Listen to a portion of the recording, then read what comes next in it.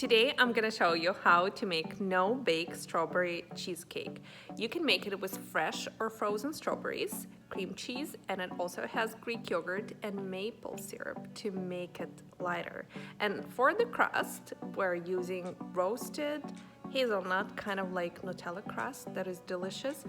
This cheesecake, you can make it with fresh or frozen strawberries. It will blow everyone's minds away. It is fluffy and it has kind of like souffle mousse texture, and it's so easy and ready super quick. Let's do it.